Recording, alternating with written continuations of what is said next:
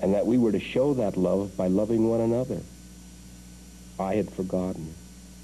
Little sister, do you remember the promise of the sacred lake? Yes, but I could never find it now. Not alone, perhaps, but together we could find it. The great wolf then swooped up his little mouse sister and placed her safely on his back. No matter how long this journey takes or how difficult it may be, we will find the sacred lake and ask our good Creator, the Great Spirit, to help you.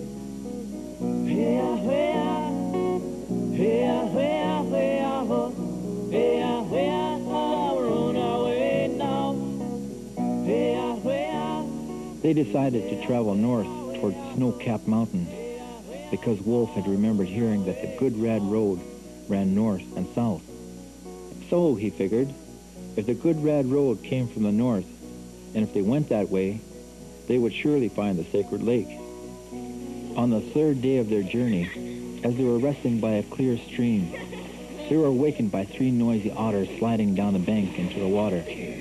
When the otters saw that they were awake, they came to visit. Who are you? Where are you going? What are you doing here? Want to play with us? I'm the great wolf, and this is my little mouse sister, and we're on a journey to find the sacred lake. No sacred lake around here. Nope, no sacred lake around here. No sacred lake. You better stay and play with us. We have lots of fun. We'd love to stay and play, but we have to continue on our search. Pretty silly looking for something that's not around here. Yep, pretty silly. Yep, silly. That sacred lake doesn't sound like much fun. If it was, it'd be around here, and it's not. Do you really think we'll ever find it? Yes, little sister, we'll find it. They traveled on for many days, and each day brought them closer to the snow-capped mountains. Then one day, they came upon a coyote sitting under a tree. Hello, Brother Wolf. Where are you going with that little blind mouse on your back? We're on our way to the sacred lake to ask the Great Spirit to help my little mouse sister. Well, why don't you stop and visit for a while? You both look hungry, and I just made some soup. My camp's just behind this tree. Because they were very hungry, they accepted Coyote's offer and joined him for dinner. After they had finished their soup, Coyote decided to play a trick on them. He sent Wolf down to the stream to wash the bowls so he could be alone with little mouse sister. Tell me, little sister, have you been traveling a long time? A very long time. You're the first person we've seen since we visited with the otters. They'd never heard of the sacred lake. Have you ever heard of it? Sure, I've heard of it. I even know where it is. You do? Sure. Say, how well do you know that wolf? I know him very well. He's very kind. If he's so kind, why is he taking you in the wrong direction? The great wolf knew about Coyote and his tricks, and so he quickly washed the bowls and doubled back. He was standing behind the tree listening. But we're on the Good Red Road. Yeah, sure. Listen, I don't think that wolf means you any good. He's probably out to get some reward from the Great Spirit for pretending to help you out. I'd be glad to take you to the sacred lake. I even know a shortcut. Just then, the wolf re-entered the camp. There are no shortcuts. I see you're still up to your tricks. Is it you who is seeking a reward from the Great Spirit? Well, now that you mention it, things haven't been going very well lately. It couldn't hurt. That wasn't very nice. Didn't mean any harm. Come, little sister. We must be on our way. Thank you for dinner, Coyote. Yes, thank you. The great wolf and little mouse sister continued on their journey, traveling night and day. Then one day, when they were very close to the snow-capped mountains, they met the great horned owl leaning on his cane by the side of the trail. Hello! Who's that? The great horned owl. Uh-oh. Owls are bad luck, especially for mice. Well, not always. Some people say they're very wise. They're supposed to know just about everything. Yes, yes, that's very true. I can see that you're a very intelligent wolf. As for your little mouse friend, tell her not to worry. I gave up hunting a long time ago. And anyway, I've just eaten. Where are you headed? We're searching for the sacred lake.